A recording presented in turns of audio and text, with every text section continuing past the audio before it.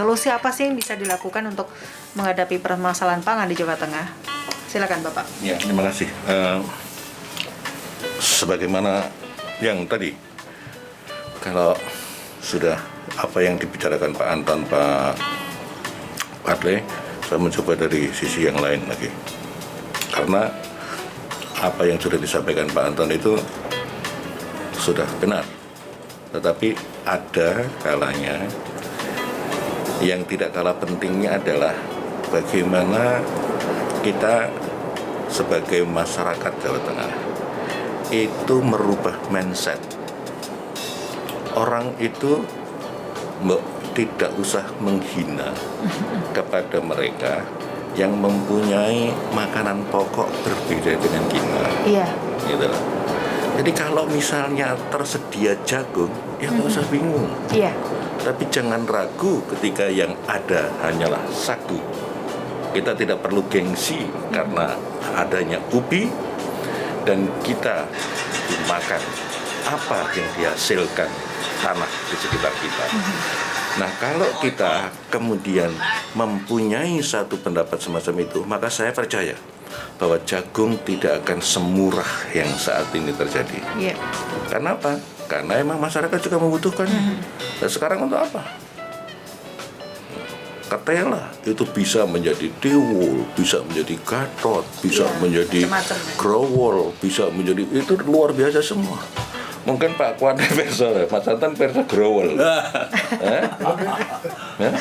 Growol itu yang semacam apa sih? Betul ya? Belum. Growol itu sebetulnya kayak gedok, tapi terbuat dari gaplek, dan itu dimakan di perut rasanya dingin. Oh iya. Jadi kalau kita mempunyai persoalan itu makan growol itu menjadi dingin gitu. Growol itu salah satu bentuk dari masakan yang berasal dari ketela. Iya. Ketela. Nah, dengan demikian kan sebetulnya kita itu sudah selangkah lebih maju, sebab tidak lagi akan menghina orang yang hanya karena perbedaan makan. Oh, dia makan timbul lebih hina, saya makan nasi. Zaman dulu terjadi itu loh. Nah, mengatakan wah iki pikul iki panganane tonggo. Tonggo ki sapa wong tonggo ki saudaranya sendiri. Nah, sekarang saya mencoba Pak Kuade tadi malam hari tidak makan nasi, makan jagung. Tapi saya mengajari anak saya sejak awal itu tidak sarapan nasi, tetapi apa yang ada pada waktu itu. Kalau misalnya ususnya itu tergantung pada nasi, nah orang nasi jam belas belum makan.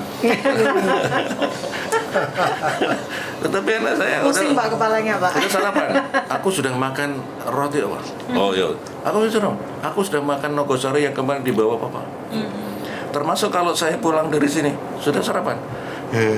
Kemarin jatah sama tempe yang makan aku gitu. Di situ kan ada jatah. Iya. Nah, mari sama-sama kita upayakan supaya masyarakat Indonesia khususnya yang beragama Islam bukan hanya hijrah dalam bidang tempat saja, tetapi hijrah pemikiran yang kemarin menganggap kurang sejajar karena dia makannya berbeda, sekarang tidak ada bedanya walaupun yang dimakan tidak sama. Diversifikasi konsumsi pangan. Nah, ini mungkin bisa dijelaskan terlebih dahulu nih mengenai diversifikasi konsumsi pangan itu yang seperti apa sih, program yang dimaksudkan ini untuk apa gitu. Silakan Bapak. Silakan Pak Anton atau Pak Kuetli. Pak Kuetli dulu. Urut ya Pak. Ya, boleh ya.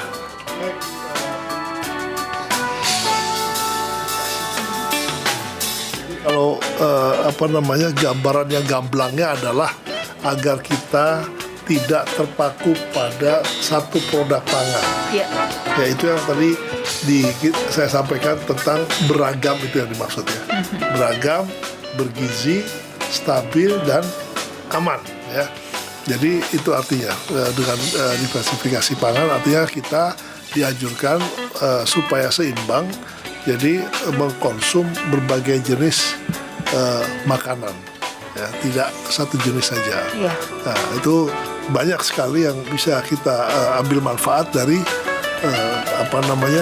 produk-produk yang kita miliki ya di negeri kita. Misalnya ya, saya sebutkan beberapa saja di sini. Kalau kita mengkonsum ubi jalar ya, ini apa manfaatnya? Ini mengandung beta karoten atau provitamin A, serat dan antosianid untuk mencegah penyakit jantung, kanker, stroke, dan penuaan dini. Nah, ini Mbak ya, yang mau tetap muda makanya ini. Iya, gitu ya Pak. Ubi jalar ya. Kemudian singkong ya, itu juga kandungan energinya tinggi. Dia cocok untuk penderita diabetes ya, singkong ya. Kemudian yang berikutnya tahu ya, kaya dengan kalsium, menurunkan kolesterol. Kemudian tempe ya, kaya dengan asam lemak yang tak jenuh, menetralkan efek negatif kolesterol HDL negatif ya, atau HDL ya. Kemudian mencegah anemia, osteoporosis, dan hipertensi. Nah, termasuk juga kacang tanah. Dia mengandung folat, niacin, mangan, protein, vitamin E, kalsium, vitamin D yang tinggi. Nah ini yang dimaksud dengan tadi, kita tidak semata-mata makan satu produk saja. Misalnya jangan nasi saja. Iya. Nasi melulu gitu ya. Jadi ditambahin dong lauknya. Jagung misalnya ya. Kemudian yang lainnya lah, jagung, kemudian ubi-ubian tadi ya. Apalagi singkong saya suka tuh. Sejak kecil saya suka. Oh gitu Pak. Singkong goreng ya. Rebus atau goreng? Goreng. Goreng ya. Itu yang paling saya suka, itu dari makanan saya sejak kecil itu. Sampai sekarang pun masih makan itu saya. Yeah. Jadi saya kalau ke Tawamangu kemana, saya beli di pasar tuh. Singkong bawa pulang, dimasak di rumah. Iya, apalagi itu ada singkong presto ya Pak ya. Ketela. Tela juga. Itu hasil-hasil yang ada kita yang di bumi kita ini, Indonesia. Makanya itulah perlunya kita mencintai negeri kita ini. Karena kaya sekali. Makanya kita pelihara, kita manfaatkan hasil buminya ini, dan insya Allah turunkan barokah terus pada kita. Amin ya. Oke, baik, lanjut Pak Anton nih, diversifikasi konsumsi pangan tadi ya. Ini jadi pastinya kita mendorong ya untuk masyarakat ini bisa mengkonsumsi bahan pangan lain untuk menggantikan bahan makanan pokok, begitu. Ya, baik ya. Jadi sekarang sudah mulai terus disampaikan sosialisasi, pemahaman masyarakat bahwa makanan yang ada di Indonesia, khusus yang ada di Jawa Tengah ini, semua ada dan semua punya gizi yang baik. Iya. Misalnya pokoknya dulu, beras. Ada disandingkan jagung, disandingkan ketela, ya, disandingkan ganyong. Ya, ini sandingannya dulu. Yeah. Nah, hal ini alternatif ini yang diberikan. Tadi yang sampaikan Pak Keno, beda bukan berarti tidak baik. Namanya beda, tapi gizinya hampir sama. Mangan tiwul tadi ngatakan, aku mau nasi. Ini sama. Bahwa ini bisa memberikan pembelajaran bagi masyarakat. Bahwa makan jagung, makan ini bukan berarti kelas 3. Ini jadi kita bangun dulu tuh.